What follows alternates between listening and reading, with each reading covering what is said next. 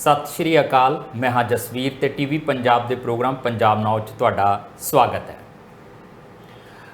माहौल पंजाब का सियासी तौर पर तो इंज दा हो गया कि भावें गर्मी जाती जाती थोड़े जिहा भवाके मारदी है, दिन वेले हुमस हुसड़ थोड़ा जिहा हुंदा है ते रात नूं थोड़ी ठंडक आउंदी है, पर सियासी पारा इस कदर चढ़िया है कि रात नूं कुछ ज़्यादा गर्मी हो जाती है, क्योंकि बहुत सारिया मीटिंगां तां रातां नूं हुंदियां ने। गुपचुप तरीके नाल सौण लग्गिआं नूं भी सियासतदानां नूं चोणां दे ही सुपने आउंदे।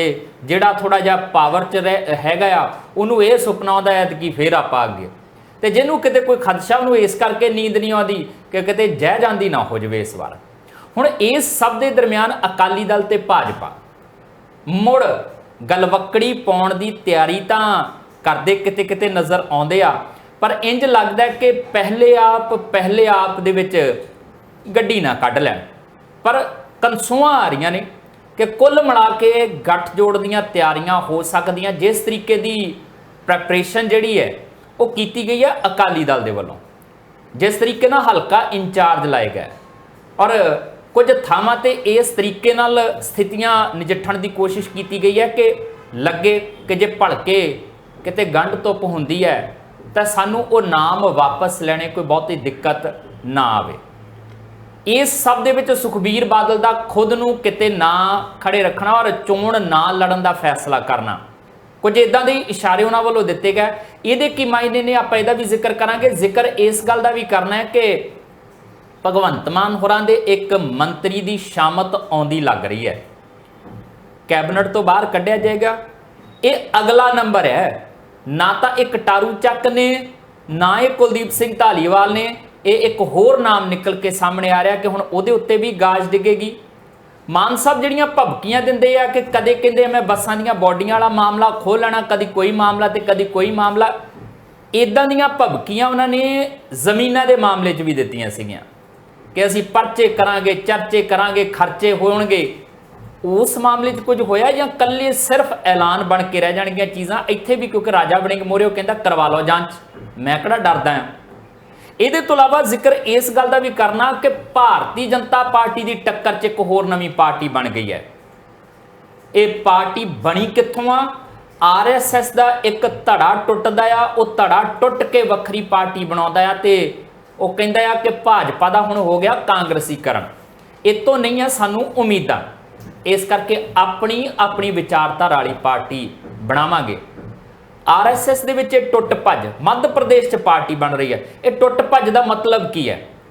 रणनीतिक तौर पर जान बुझ के ये सारा कुछ किया गया या ये पिछे कारण कुछ होर ने? तमाम नुकतियां के उत्ते करांगे चर्चा करने लिए मेरे नाल मौजूद रहेंगे सीनियर पत्रकार राजीव पासकर जी। पासकर साहब जी आन बहुत बहुत शुक्रिया जसवीर जी।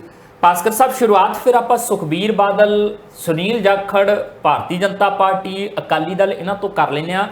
कल जिस तरीके नाल सुखबीर बादल होरां ने वख-वख लोक सभा हलकिਆਂ ਲਈ अपने इंचार्जां ਦਾ ऐलान किया और उन्हां दे विच अपनी थां ते फिरोजपुर तो लाया हलका इंचार्ज जरमेजा सिंह सेखों नूं ते अपना नाम रखा बाहर।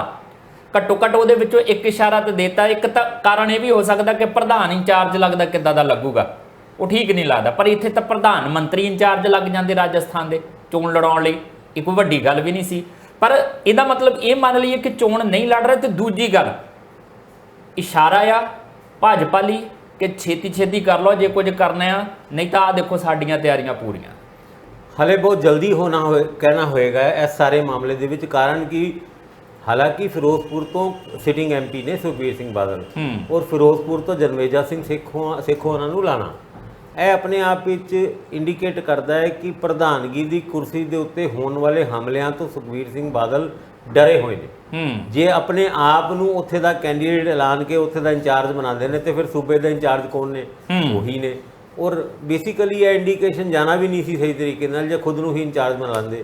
हुण सुखबीर सिंह बादल टिकट देने वाले ने और कल नूं जरमेजा सिंह सेखों उन्हां नूं टिकट ना देन और अपनी उन्होंने जगह खुद लड़न तो कौन प्रधान जी को कुछ कह सकता है। पर कई बार होंदा है कि तुसी लगातार जब इलैक्शन हार रहे होंदे हो और इत्थे तक कि तुहाडे परिवार के सदस्य है, यानी तुहाडे पिता श्री जिहड़े स्वर्गीय प्रकाश सिंह बादल, वो तक इलैक्शन हार जाते हैं तो उस तो बाद इलैक्शन हारन तो डर लगता है। और कई बार प्रधान, क्योंकि सुनील जाखड़ उन्होंने भी पिछे तुसी बयान ਸੁਣਿਆ ਹੋਵੇਗਾ ਕਿ ਕਹਿੰਦੇ ਨਹੀਂ ਮੈਂ ਤੇ ਨਹੀਂ ਲੜਨਾ ਗੁਰਦਾਸਪੁਰ ਤੋਂ, ਮੈਂ ਤੇ 13 ਦੀ 13 ਸੀਟਾਂ ਤੋਂ ਲੜਾਉਣਾ ਹੈ। ਕੁਝ ਉੱਦਾਂ ਦੀ ਹੀ ਤਰਜ਼ ਦੇ ਉੱਤੇ ਸੁਖਬੀਰ ਸਿੰਘ ਬਾਦਲ ਉਹਨਾਂ ਨੇ ਵੀ ਆਪਣੇ ਆਪ ਨੂੰ ਬਤੌਰ ਕੈਂਡੀਡੇਟ ਪ੍ਰੋਜੈਕਟ ਨਹੀਂ ਕੀਤਾ। ਹਾਲਾਂਕਿ ਅਸਿੱਧੇ ਤੌਰ ਤੇ ਇਹ ਵੀ ਗੱਲ ਕਹੀ ਜਾ ਰਹੀ ਹੈ ਕਿ ਇਹ ਜਿਹੜੇ ਲੋਕ ਸਭਾ ਦੇ ਇੰਚਾਰਜ ਕੌਂਸਟੀਚੁਐਂਸੀ ਦੇ ਲਾਏ ਨੇ, ਇਹਦਾ ਮਤਲਬ ਇਹ ਨਹੀਂ ਕਿ ਕੈਂਡੀਡੇਟ ਨੇ, ਇਹ ਤੇ ਇੱਕ ਇੰਡੀਕੇਸ਼ਨ ਹੁੰਦਾ, ਬਾਅਦ ਚੋਂ ਹਟਾ ਦਿਓ।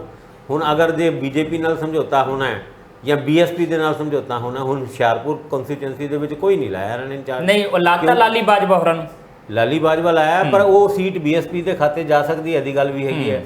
ਜਲੰਧਰ ਤੋਂ ਜਿਹੜੇ ਸੁਖੀ ਡਾਕਟਰ ਸੁਖੀ ਉਹਨਾਂ ਨੂੰ ਹੀ ਲਾਇਆ।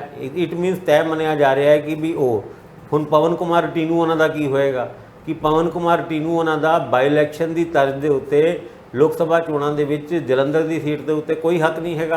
ਪਹਿਲੇ ਕੋਈ ਉੱਚੀ ਨੀਚੀ ਹੋਣ ਕਰਕੇ ਟੀਨੂ ਨੂੰ ਉਹਨਾਂ ਨੂੰ ਇਗਨੋਰ ਕੀਤਾ ਸੀਗਾ, ਹੁਣ ਤੇ ਬਿਲਕੁਲ ਸਫਾਈ ਉਹਦਾ ਸਾਫ਼ ਹੀ ਕਰਤਾ ਸੁਪੜਾ ਕਿ ਵੀ ਇੰਚਾਰਜ ਤੱਕ ਨਹੀਂ ਲਾਇਆ।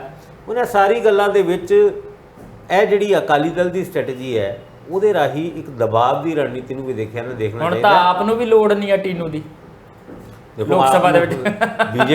ਬੀਜੇਪੀ ਫਿਰ ਵੀ ਟੀਨੂ ਨੂੰ ਕੈਂਡੀਡੇਟ ਬਣਾ ਸਕਦੀ ਹੈ ਕਿਉਂਕਿ ਬੀਜੇਪੀ ਹੋਰਾਂ ਨੇ ਲਿਆਂਦੇ ਅਟਵਾਲ ਹੋਰਾਂ ਦੇ ਬੇਟੇ ਨੂੰ ਪਿਛਲੀ ਵਾਰੀ ਲੜਾਈ ਐਤਕੀ ਫਿਰ ਲੜਾ ਦੇਣਗੇ। ਨਹੀਂ, ਅਟਵਾਲ ਉਹਨਾਂ ਦੀ ਬਜਾਏ, ਹਾਲਾਂਕਿ ਜਿਹੜੀ ਬੀਜੇਪੀ ਦੀ ਅੰਦਰੂਨੀ ਖਾਤੇ ਦੀ ਜਿਹੜੀ ਖਬਰਾਂ ਮਿਲਦੀਆਂ ਉਹਦੇ ਹਿਸਾਬ ਨਾਲ ਇਹ ਜ਼ਰੂਰੀ ਨਹੀਂ ਹੈ ਕਿ ਜਿਹੜੀ ਸੀਟਾਂ ਟ੍ਰੈਡੀਸ਼ਨਲੀ ਜਿਹੜੀ ਸੀਟ ਤੇ ਲੜਦਾ ਰਿਹਾ ਹੋਇਆ ਉਹਨੂੰ ਉਹ ਸੀਟ ਲੜਾਣੀ ਹੈ। ਤੇ ਰਿੰਕੂ ਅਟਵਾਲ ਉਹਨਾਂ ਨੂੰ ਜਲੰਧਰ ਦੀ ਸੀਟ ਨਾ ਮਿਲੇ ਐਤਕੀ ਤੇ ਹੈਰਾਨ ਨਾ ਹੋਣਾ, ਕਾਰਨ ਕਿ ਰਿੰਕੂ ਅਟਵਾਲ ਉਹਨਾਂ ਦੀ ਬਹੁਤੀ ਪਰਫਾਰਮੈਂਸ ਜਾਂ ਬੀਜੇਪੀ ਹਾਈਕਮਾਨ ਉਹਨਾਂ ਦੀ ਪਰਫਾਰਮੈਂਸ ਤੋਂ ਬਹੁਤੀ ਖੁਸ਼ ਨਹੀਂ ਸੀਗੀ।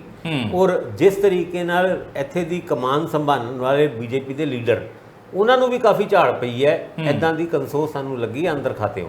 ਔਰ ਹੁਣ ਕਿਉਂਕਿ ਕਮਾਨ ਸੁਨੀਲ ਜਾਖੜ ਦੇ ਹੱਥ 'ਚ ਹੈ, ਉਹ ਵੀ ਖਾਸ ਕਰਕੇ ਤਦ ਜਦ ਰਾਜਾ ਵੜਿੰਗ ਉਹਨਾਂ ਇਸ ਗੱਲ ਦਾ ਇੰਡੀਕੇਸ਼ਨ ਦਿੰਦੇ ਨੇ ਕਿ ਪੂਰਵ ਕਾਂਗਰਸ ਮੰਤਰੀ ਜਿਹੜੇ ਕਾਂਗਰਸ ਛੱਡ ਕੇ ਬੀਜੇਪੀ ਦੇ ਵਿੱਚ ਪਿਛਲੇ ਦਿਨਾਂ ਦੇ ਵਿੱਚ ਜਾਂ ਪਿਛਲੇ ਸਾਲ ਦੇ ਵਿੱਚ ਚਲੇ ਗਏ ਸੀ, ਉਹਨਾਂ ਵਿੱਚੋਂ ਕਈਆਂ ਦੀ ਵਾਪਸੀ ਹੋ ਸਕਦੀ ਹੈ ਔਰ ਅਗਲੇ ਹਫਤੇ ਇਹਦਾ ਐਲਾਨ ਤੱਕ ਹੋਣ ਦੀ ਗੱਲਾਂ ਕੀਤੀ ਹੈ। ਔਰ ਰਾਜਾ ਵੜਿੰਗ ਤੇ ਇੱਕ ਕਦਮ ਹੋਰ ਅੱਗੇ ਵੱਧ ਜਾਂਦੇ ਨੇ ਜਦ ਇਹ ਗੱਲ ਕਹਿੰਦੇ ਨੇ ਕਿ ਆਮ ਆਦਮੀ ਪਾਰਟੀ ਦੇ ਵੀ ਕੁਝ ਐਮਐਲਏ ਸਾਡੇ ਨਾਲ ਟੱਚ 'ਚ ਹੈਗੇ ਆ, ਉਹ ਵੀ ਉੱਥੇ ਸਫੋਕੇਟਡ ਮਹਿਸੂਸ ਕਰ ਰਹੇ ਨੇ, ਸਾਡੇ ਕੋਲ ਆਉਣਾ ਚਾਹੁੰਦੇ ਨੇ।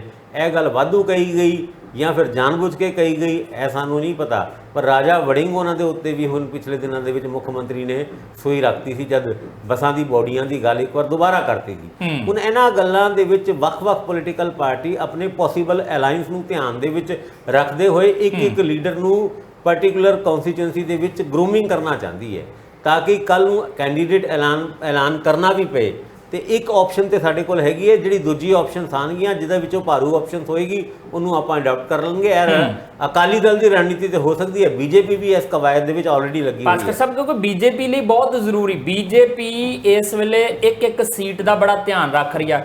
ਜੇ ਉਹ ਮੱਧ ਪ੍ਰਦੇਸ਼ ਦੇ ਵਿੱਚ ਇਹ ਕੋਸ਼ਿਸ਼ ਕਰ ਸਕਦੀ ਹੈ ਕਿ ਜਿਹੜੀਆਂ ਕਦੀ ਨਹੀਂ ਜਿੱਤੀਆਂ ਸੀਟਾਂ ਆ ਚੱਕੋ, ਅਸੀਂ 2-3 ਮਹੀਨੇ ਪਹਿਲੇ ਕੈਂਡੀਡੇਟ ਉਤਾਰ ਦਿੱਤੇ ਆ, ਜੇ ਉਹ ਇੱਥੋਂ ਤੱਕ ਕਦਮ ਪੁੱਟ ਸਕਦੀ ਹੈ ਕਿ ਤੁਹਾਨੂੰ ਕੀ ਲੱਗਦਾ ਕਿ ਗੱਠਜੋੜ ਨਹੀਂ ਕੀਤਾ ਜਾ ਸਕਦਾ ਦੁਬਾਰਾ? ਫਿਰ ਸੱਦ ਲੈਣਗੇ ਸੁਖਬੀਰ ਬਾਦਲ ਨੂੰ, ਕਹਿਣਗੇ ਦੱਸੋ ਕਿੱਦਾਂ ਕਰਨੀ ਹੈ, ਨਹੀਂ ਬਣਦੇ ਅਸੀਂ ਵੱਡੇ ਭਰਾ ਛੋਟੇ ਭਰਾ ਬਣ ਕੇ ਤੁਰ ਲੈਂਦੇ ਆ। ਬਸ ਇਹਦਾ ਕਿ ਸੈਂਟਰ ਦੀ ਸਾਡੀ ਸਰਕਾਰ ਬਚਣੀ ਚਾਹੀਦੀ।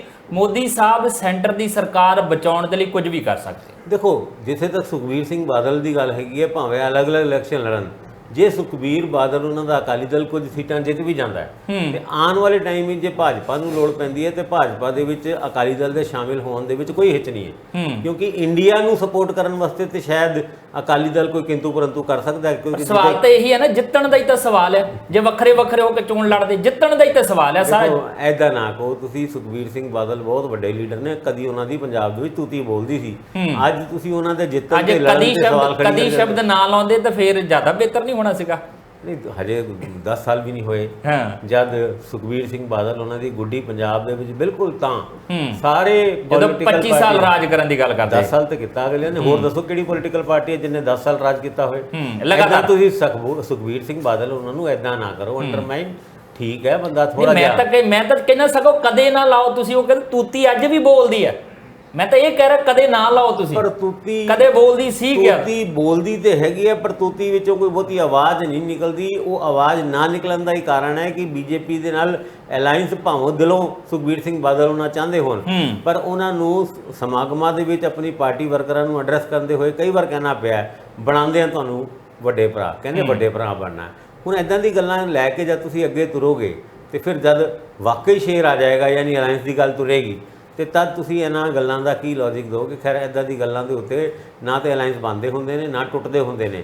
ਇਹ ਗੱਲਾਂ ਲੋਕਾਂ ਨੂੰ ਹਸਾਉਣ ਵਾਸਤੇ ਰੁਝਾਉਣ ਵਾਸਤੇ ਹੁੰਦੀਆਂ। ਜਦ ਟੇਬਲ ਤੇ ਸੀਰੀਅਸ ਟਾਕ ਚੱਲਦੀ ਹੈ ਤਾਂ ਉਹਦੇ ਵਿੱਚ ਸੀਰੀਅਸਲੀ ਹੀ ਬਿਹੇਵ ਕਰਨਾ ਪੈਂਦਾ ਹੈ। ਨਫਾ ਨੁਕਸਾਨ ਆਪਣਾ ਦੇਖ ਕੇ ਹੀ ਅੱਗੇ ਵਧਣਾ ਪੈਂਦਾ ਹੈ। ਪੋਲੀਟਿਕਸ ਦਾ ਇਹ ਨਿਯਮ ਹੈ। ਪਰ ਹਾਂ, ਪੰਜਾਬ ਦੀ ਪੋਲੀਟਿਕਸ ਦੇ ਵਿੱਚ 2024 ਦੇ ਇਲੈਕਸ਼ਨ ਨੂੰ ਲੈ ਕੇ ਕਨਫਿਊਜ਼ਨ ਬਰਕਰਾਰ ਹੈ। ਆਮ ਆਦਮੀ ਪਾਰਟੀ ਦਾ ਤੇ ਕਾਂਗਰਸ ਦਾ ਅਲਾਈਅੰਸ ਹੋਏਗਾ, ਇਹਦੇ ਉੱਤੇ ਹਾਂ ਨਾ ਦੇ ਵਿਚਾਲੇ ਗੱਡੀ ਖੜੀ ਹੈ। ਔਰ ਇੱਥੇ ਤੱਕ ਕਿ ਆਉਣ ਵਾਲੇ ਟਾਈਮ ਵਿੱਚ ਇਸ ਗੱਲ ਦੇ ਉੱਤੇ ਸੱਟਾ ਲੱਗੇ ਕਿ ਵੀ ਕੀ ਅਕਾਲੀ ਦਲ ਤੇ ਬੀਜੇਪੀ ਆਮ ਆਦਮੀ ਪਾਰਟੀ ਦਾ ਅਲਾਈਅੰਸ ਹੋਏਗਾ ਕਿ ਨਹੀਂ ਹੋਏਗਾ, 10 ਕੇ 50 50 ਕੇ 500 ਇੱਦਾਂ ਦੀ ਗੱਲਾਂ ਵੀ ਤੁਰ ਪਈਆਂ। ਤੇ ਤੁਹਾਨੂੰ ਹੈਰਾਨ ਨਹੀਂ ਹੋਣਾ ਚਾਹੀਦਾ। ਦੂਜੇ ਪਾਸੇ ਅਕਾਲੀ ਦਲ ਤੇ ਬੀਜੇਪੀ ਦਾ ਅਲਾਈਅੰਸ ਹੋਏਗਾ, ਉਹ ਵੀ ਇੱਕ ਸਵਾਲ ਵੱਡਾ ਹੈ। ਪੰਜਾਬ ਦੇ ਲੋਕ ਇਹ ਚੰਗੇ ਤਰੀਕੇ ਨਾਲ ਜਾਣਦੇ ਕਿ ਉੱਪਰ ਜਦ ਗੱਲਾਂ ਹੋ ਗਈਆਂ ਕਾਂਗਰਸ ਦੀਆਂ ਤੇ ਆਪ ਦੀਆਂ, ਥੱਲੇ ਵਾਲਿਆਂ ਦੀ ਕੀ ਬਸਾਤ ਹੈ ਕਿ ਨਾ ਮੰਨਣ। ਤੇ ਅਕਾਲੀ ਭਾਜਪਾ ਗੱਠਜੋੜ ਨੂੰ ਜਦੋਂ ਲੱਗਾ ਕਿ ਨਹੀਂ ਸਾਡਾ ਸਰਦਾ ਨਹੀਂ ਆ, ਇਕੱਠੇ ਆ ਜਾਣ, ਕੋਈ ਬਹੁਤੀ ਵੱਡੀ ਗੱਲ, ਹੈਰਾਨੀ ਕੁਨ ਗੱਲ ਹੈ ਹੀ ਨਹੀਂ ਇਹ ਕਿ ਜੇ ਇਕੱਠੇ ਹੋ ਜਾਣ ਦਾ। ਤੁਸੀਂ ਇਹ ਦੇਖੋ ਕਿ ਬਾਜਵਾ ਸਾਹਿਬ ਨੇ ਜਿਸ ਪੱਧਰ ਦੇ ਉੱਤੇ ਆਮ ਆਦਮੀ ਪਾਰਟੀ ਤੇ ਕਾਂਗਰਸ ਦੇ ਪ੍ਰਪੋਜ਼ਡ ਅਲਾਈਅੰਸ ਦਾ ਵਿਰੋਧ ਕੀਤਾ ਹੈ। ਹਜੇ ਪ੍ਰਪੋਜ਼ਡ ਅਲਾਈਅੰਸ ਇਸ ਕਰਕੇ ਕਹਿ ਰਹੇ ਹਾਂ ਕਿ ਪ੍ਰਪੋਜ਼ਡ ਹਜੇ ਵੀ ਹੈਗਾ। ਹੁਣ ਸੰਜੇ ਸਿੰਘ ਉਹਨਾਂ ਦੀ ਗੱਲ ਕਰ ਲਓ। ਸੰਜੇ ਸਿੰਘ ਉਹਨਾਂ ਦਾ ਕਹਿਣਾ ਕਿ ਸੀਟ ਸ਼ੇਅਰਿੰਗ ਦੇ ਵਿੱਚ ਤਾਂ ਕੋਈ ਪ੍ਰੋਬਲਮ ਹੀ ਨਹੀਂ ਹੈਗੀ।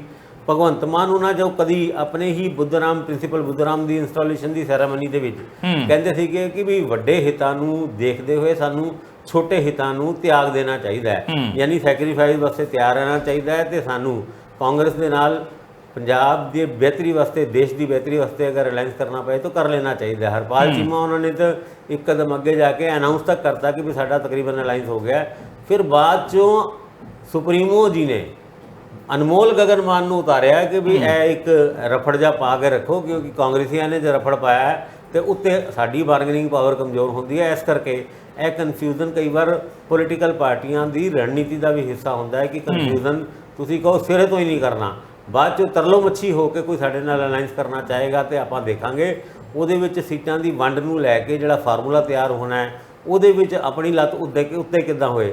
ਹੁਣ ਦੇਖੋ ਆਮ ਆਦਮੀ ਪਾਰਟੀ ਔਰ ਕਾਂਗਰਸ ਦੀ ਅਲਾਈਅੰਸ ਦੀ ਗੱਲਾਂ ਤੁਰਨਗੀਆਂ ਤੇ ਪੰਜਾਬ ਦਾ ਉਦਾਹਰਣ ਦੇ ਕੇ ਜੇ ਆਮ ਆਦਮੀ ਪਾਰਟੀ 92 ਸੀਟਾਂ ਦੇ ਆਧਾਰ ਦੇ ਉੱਤੇ ਜ਼ਿਆਦਾ ਸੀਟਾਂ ਦੀ ਮੰਗ ਕਰੇਗੀ ਤੇ ਫਿਰ ਉਹ ਦਿੱਲੀ ਦਾ ਐਗਜ਼ਾਮਪਲ ਵੀ ਦੇਣਗੇ। ਜਦ ਦਿੱਲੀ ਦੇ ਵਿੱਚ ਆਮ ਆਦਮੀ ਪਾਰਟੀ 7 ਵਿੱਚੋਂ ਵਾਧੂ ਸੀਟਾਂ ਲੈਣ ਦੀ ਕੋਸ਼ਿਸ਼ ਕਰੇਗੀ ਤੇ ਕਾਂਗਰਸ ਵੀ ਇਹ ਗੱਲ ਯਾਦ ਦਿਲਾਏਗੀ ਤੁਸੀਂ ਸਰਕਾਰ ਭਾਵੇਂ 67 ਐਮਐਲਏਆਂ ਤੋਂ ਬਣਾਈ ਸੀਗੀ ਪਰ 7 ਦੀ 7 ਐਮਪੀ ਤੁਸੀਂ ਹਾਰ ਗਏ ਸੀਗੇ ਔਰ 7 ਵਿੱਚੋਂ 5 ਸੀਟਾਂ ਲੌਜਿਕ ਨਹੀਂ ਨਾ ਕਾਂਗਰਸ ਨੰਬਰ 2 ਤੇ ਸੀਗੀ, ਲੌਜਿਕ ਨਹੀਂ ਆਦਮੀ ਪਾਰਟੀ ਨੰਬਰ 3 ਸਭ ਜੇ ਕਹਿਣਗੇ ਕਿ ਸਾਨੂੰ ਇੱਥੇ ਚਾਹੀਦੀ, ਅਗਲੇ ਕਹਿਣਗੇ ਫਿਰ ਐਮਪੀ ਵੱਲ ਮੂੰਹ ਨਾ ਕਰਿਓ, ਇੱਥੇ ਤੁਹਾਡਾ ਕੀ ਹੈ, ਰਾਜਸਥਾਨ ਵੱਲ ਮੂੰਹ ਨਾ ਕਰਿਓ, ਇੱਥੇ ਤੁਹਾਡਾ ਕੀ ਹੈ, ਫਿਰ 2 ਸੂਬਿਆਂ 'ਚ ਬੈਠੇ ਰਹੋ, ਉਹ ਲੜ ਲਓ ਚੋੜ। ਇਹ ਸੀਟ ਸ਼ੇਅਰਿੰਗ ਤਾਂ ਹੋਣੀ ਆ, ਘਾਟੇ ਵਾਧੇ ਉਹਦੇ ਉੱਤੇ ਥੋੜੇ ਜਿਹਾ ਮਾਰਜਨ ਦੇ ਉੱਤੇ ਚੀਜ਼ਾਂ ਕਰਕੇ ਕਹਿਤੀ। ਲੇਕਿਨ ਸਾਡਾ ਹੈਲੀਕਾਪਟਰ ਐਮਪੀ ਰਾਜਸਥਾਨ ਔਰ ਛੱਤੀਸਗੜ੍ਹ ਜਾ ਕੇ ਥੱਕ ਚੁੱਕਿਆ ਹੈ। ਤੁਹਾਡਾ ਨਹੀਂ ਰਿਹਾ ਹੁਣ, ਇਹ ਨਾ ਕਿਆ ਕਰੋ ਸਾਡਾ ਤਾਂ ਕੁਝ ਵੀ ਨਹੀਂ ਰਿਹਾ।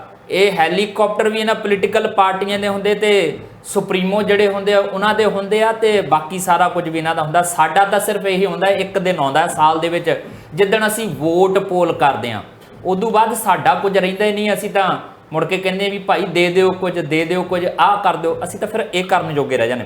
ਆਪਾਂ ਜ਼ਿਕਰ ਬੀਜੇਪੀ ਦਾ ਕਰਨਾ ਆ। ਮੱਧ ਪ੍ਰਦੇਸ਼ ਦੇ ਵਿੱਚ ਬੀਜੇਪੀ ਫਸੀ ਹੋਈ ਹੈ, ਪਰ ਇਸ ਸਭ ਦੇ ਦਰਮਿਆਨ ਬੀਜੇਪੀ 'ਚ ਤਰੇੜ, ਆਰਐਸਐਸ ਦੇ ਵਿੱਚ ਤਰੇੜ, ਨਵੀਂ ਪਾਰਟੀ ਬਣ ਗਈ ਹੈ। ਨਫਾ ਜਾਂ ਨੁਕਸਾਨ, ਜ਼ਿਕਰ ਛੇੜਦੇ ਹਾਂ ਛੋਟੇ ਜਿਹੇ ਵਿਰਾਮ ਤੋਂ ਬਾਅਦ।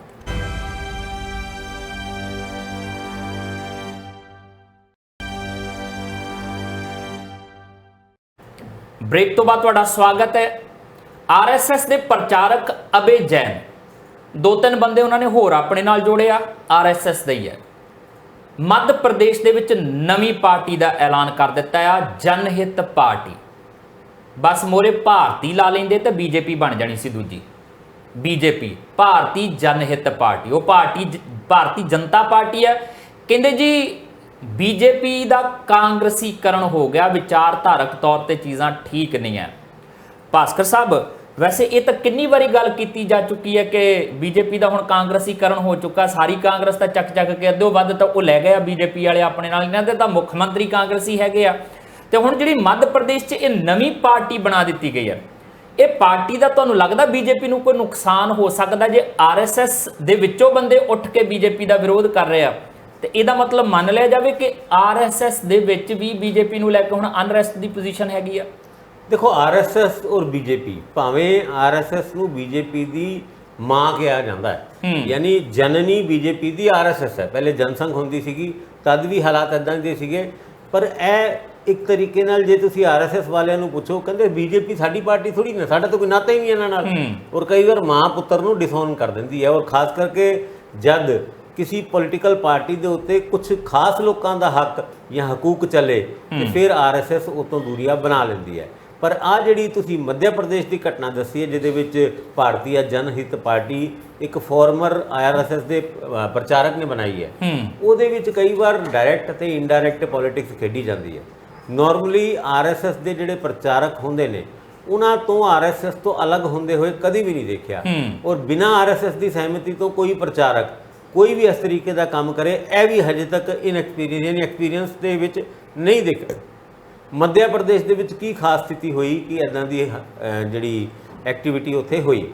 ਕਾਰਨ ਕਿ ਮੱਧ ਪ੍ਰਦੇਸ਼ ਦੇ ਵਿੱਚ ਜਿਹੜੇ ਜਿਹੜੇ ਸਿੰਧੀਆ ਸਾਹਿਬ ਨੇ, ਜੋਤਿਰਾਦਿੱਤਿਆ ਸਿੰਧੀਆ, ਉਹਨਾਂ ਦੇ ਜੁਆਇਨ ਕਰਨ ਤੋਂ ਬਾਅਦ ਅਕਸਰ ਇਹ ਇਲਜ਼ਾਮ ਲੱਗਦਾ ਸੀਗਾ ਕਿ ਵੀ ਆ ਜਿਹੜਾ ਸਿਸਟਮ ਚੱਲ ਰਿਹਾ ਬੀਜੇਪੀ ਦੇ ਵਿੱਚ, ਉਹਦੇ ਵਿੱਚ ਕਾਂਗਰਸੀਕਰਨ ਬੀਜੇਪੀ ਦਾ ਲਗਾਤਾਰ ਹੋ ਰਿਹਾ। ਪੰਜਾਬ ਦੇ ਵਿੱਚ ਵੀ ਤੁਸੀਂ ਦੇਖਿਆ ਹੋਵੇਗਾ, ਜਦੋਂ ਤੋਂ ਸੁਨੀਲ ਜਾਖੜ ਉਹਨਾਂ ਨੂੰ ਪ੍ਰਧਾਨਗੀ ਦਿੱਤੀ ਹੈ ਤੇ ਟਕਸਾਲੀ ਬੀਜੇਪੀ ਆਗੂ ਪੁਰਾਣੇ ਪ੍ਰਧਾਨ, ਉਹਨਾਂ ਨੇ ਵੀ ਉਸ ਬੀਜੇਪੀ ਦੀ ਪ੍ਰਧਾਨਗੀ ਦਾ ਜਿਹੜਾ ਜਾਖੜ ਸਾਹਿਬ ਦੀ, ਉਹ ਤੇ ਸਿੱਧੇ ਤੌਰ ਤੇ ਵਿਰੋਧ ਤੇ ਨਹੀਂ ਕੀਤਾ, ਪਰ ਇੱਕ ਤਰੀਕੇ ਨਾਲ ਵਿਰੋਧ ਕਰਨ ਦੇ ਵਿੱਚ ਕੋਈ ਕਸਰ ਵੀ ਨਹੀਂ ਛੱਡੀ। ਔਰ ਐਦਾਂ ਦੀ ਹੀ ਸਥਿਤੀ ਮਹਾਰਾਸ਼ਟਰ ਦੇ ਵਿੱਚ ਜਿਹਦੇ ਵਿੱਚ ਫਡਨਵੀਸ ਸਾਹਿਬ ਜਿਹੜੇ ਮੁੱਖ ਮੰਤਰੀ ਬਣਨ ਦਾ ਦਾਅਵਾ ਕਰਦੇ ਸੀ, ਅੱਜ ਉਹਨਾਂ ਨੂੰ 2 ਡਿਪਟੀ ਚੀਫ ਮਿਨਿਸਟਰ ਦੀ ਪੋਸਟ ਵਿੱਚੋਂ ਇੱਕ ਤੇ ਹੀ ਆਸਨ ਗ੍ਰਹਿਣ ਕਰਕੇ ਸ਼ਾਂਤ ਹੋਣਾ ਪਿਆ, ਕਿਉਂਕਿ ਬਾਹਰ ਦੇ ਲਿਆਏ ਹੋਏ ਬੰਦਿਆਂ ਨੂੰ ਮੁੱਖ ਮੰਤਰੀ ਬਣਾਉਣ ਦੀ ਗੱਲ ਅੱਗੇ ਤੋਰੀ, ਨਾ ਕੇਵਲ ਤੋਰੀ, ਬਣਾ ਹੀ ਦਿੱਤਾ ਛਿੰਡੇ ਸਾਹਿਬ ਨੂੰ ਜੀ। ਹੁਣ ਇਹ ਸਾਰੀ ਗੱਲਾਂ ਦੇ ਉੱਤੇ ਬੀਜੇਪੀ ਦੇ ਵਿੱਚ ਕਈ ਜਗ੍ਹਾ ਤੋਂ ਵਿਰੋਧ ਹੋ ਰਿਹਾ ਹੈ। ਕਰਨਾਟਕਾ ਦੇ ਵਿੱਚ ਵੀ ਤੁਸੀਂ ਦੇਖਿਆ ਹੋਵੇਗਾ ਕਿ ਉਪ ਮੁੱਖ ਮੰਤਰੀ ਜਿਨ੍ਹਾਂ ਨੂੰ ਬੀਜੇਪੀ ਨੇ ਟਿਕਟ ਨਹੀਂ ਦਿੱਤੀ ਸੀ, ਉਹਨਾਂ ਨੇ ਕਾਂਗਰਸ ਜੁਆਇਨ ਕੀਤੀ, ਕਾਂਗਰਸ ਨੂੰ ਜਿੱਤ ਪ੍ਰਾਪਤ ਹੋਈ, ਪਰ ਉਹ ਉਪ ਮੁੱਖ ਮੰਤਰੀ ਨਹੀਂ ਜਿੱਤ ਪਾਏ। ਔਰ ਪਿਛਲੇ ਦਿਨਾਂ ਦੇ ਵਿੱਚ ਜੇ ਹੁਣ ਬਾਈ ਇਲੈਕਸ਼ਨ ਦੀ ਵੀ ਗੱਲ ਕਰੀਏ ਤੇ ਯੂਪੀ ਦੀ ਉਹ ਸੀਟ ਦੇ ਵਿੱਚ ਦਾਰਾ ਸਿੰਘ ਚੌਹਾਨ ਕਦੀ ਬੀਜੇਪੀ ਦੇ ਵਿੱਚ, ਕਦੀ ਬੀਐਸਪੀ ਦੇ ਵਿੱਚ, ਕਦੀ ਐਸਪੀ ਵਿੱਚ, ਹੁਣ ਫੇਰ ਇੱਕ ਵਾਰ ਐਸਪੀ ਦੀ ਟਿਕਟ ਦੇ ਉੱਤੇ ਉੱਥੇ ਇਲੈਕਸ਼ਨ ਜਿੱਤਣ ਤੋਂ ਬਾਅਦ ਬੀਜੇਪੀ ਨੂੰ ਉੱਥੇ ਮੂੰਹ ਦੀ ਖਾਣੀ ਪਈ। ਆਰਐਸਐਸ ਔਰ ਬੀਜੇਪੀ ਦੇ ਲਿੰਕ ਦੀ ਗੱਲ ਕਰੀਏ ਤੇ ਮੋਹਨ ਭਾਗਵਤ ਕੱਲ ਪਰਸੋਂ ਲੁਧਿਆਣੇ ਆਏ ਹੋਏ ਸੀ, ਅਗਲਿਆਂ ਨੇ ਬਿਲਕੁਲ ਵੀ ਕਿਸੇ ਬੀਜੇਪੀ ਦੇ ਲੀਡਰ ਨਾਲ ਕੋਈ ਰਾਬਤਾ ਨਹੀਂ ਕਾਇਮ ਕੀਤਾ। ਆਏ ਭੈਣੀ ਸਾਹਿਬ ਗੁਰਦੁਆਰੇ ਦੇ ਵਿੱਚ ਇੱਕ ਸਮਾਗਮ ਨੂੰ ਸੰਬੋਧਿਤ ਕੀਤਾ, ਉਸ ਤੋਂ ਬਾਅਦ ਉਹ ਚਲੇ ਗਏ। ਇੱਕ ਹੋਰ ਵੀ ਹੈ ਭਾਸਕਰ ਸਾਹਿਬ, ਜਿੰਨਾ ਕੁ ਮੈਂ ਆਰਐਸਐਸ ਦੇ ਜਿਹੜੇ ਮੁਖੀ ਮੋਹਨ ਭਾਗਵਤ ਹੋਰਾਂ ਨੂੰ ਦੇਖਿਆ, 2-3 ਫੇਰੀਆਂ ਉਹਨਾਂ ਦੀਆਂ ਪੰਜਾਬ ਦੀਆਂ ਮੇਰੀ ਸੁਰਤ ਦੀਆਂ, ਜਿੱਥੋਂ ਮੈਂ ਕਹਿੰਦਾ ਕਿ ਮੈਂ ਜਰਨਲਿਸਟ ਦੇ ਤੌਰ ਤੇ ਵੀ ਦੇਖੀਆਂ, ਉਹ ਫੇਰੀਆਂ ਤਕਰੀਬਨ ਹੁੰਦੀਆਂ ਇੰਜ ਦੀਆਂ ਹੀ ਆ। ਜੇ ਮਿਲਦੇ ਵੀ ਆ ਨਾ, ਉਹਨਾਂ ਦੀ ਮਿਲਣੀ ਵੀ ਕਿਸੇ ਹੋਰ ਤਰੀਕੇ ਨਾਲ ਹੁੰਦੀ ਹੈ। ਉਹ ਮਿਲਦੇ ਕਿਸੇ ਹੋਰ ਨੂੰ ਆ, ਕੰਮ ਕਿਸੇ ਹੋਰ ਆਉਂਦੇ ਆ। ਆਰਐਸਐਸ ਦੇ ਮੁਖੀ ਮੋਹਨ ਭਾਗਵਤ ਅਸਲ 'ਚ ਉਹਨਾਂ ਨੇ ਬੰਦੇ ਛੱਡੇ ਹੁੰਦੇ, ਉਹ ਤਾਂ ਪੋਜੀਸ਼ਨ ਦੇਖਣ ਆਉਂਦੇ ਆ ਕਿ ਪੋਜੀਸ਼ਨ ਕੀ ਹੈ। ਉਹਨਾਂ ਤੱਕ ਰਿਪੋਰਟਾਂ ਪਹੁੰਚ ਜਾਂਦੀਆਂ ਨੇ, ਉਹ ਮਿਲਣ ਭਾਵੇਂ ਨਾ ਮਿਲਣ, ਕਿਉਂਕਿ ਇਹ ਮੈਂ ਆਰਐਸਐਸ ਵਾਲੇ ਬੰਦੇ ਦੇ ਨਾਲ ਬੈਠ ਕੇ ਦੇਖਿਆ ਸੀਗਾ ਕਿ ਉਹ ਕੀ ਕਰਦੇ ਆ। ਉਹ ਲੀਡਰ ਕੋਲ ਨਹੀਂ ਜਾਂਦੇ ਜਦੋਂ ਕਿਸੇ ਹਲਕੇ ਨੂੰ ਭਾਂਪਣਾ ਹੋਵੇ, ਉਹ ਆਪਣਾ ਬੰਦਾ ਭੇਜਦੇ ਆ, ਉਹ ਵਰਕਰ ਦੇ ਘਰੇ ਜਾਂਦਾ, ਸਵੈਂ ਸੇਵਕ ਦੇ ਘਰੇ ਜਾਂਦਾ, ਉੱਥੇ ਬਹਿੰਦਾ, ਰੋਟੀ ਖਾਂਦਾ, ਸੌਂਦਾ, ਉਹਦੇ ਕੋਲ ਪੁੱਛਦਾ ਕਿ ਦੱਸ ਕੀ ਪੋਜੀਸ਼ਨ ਆ।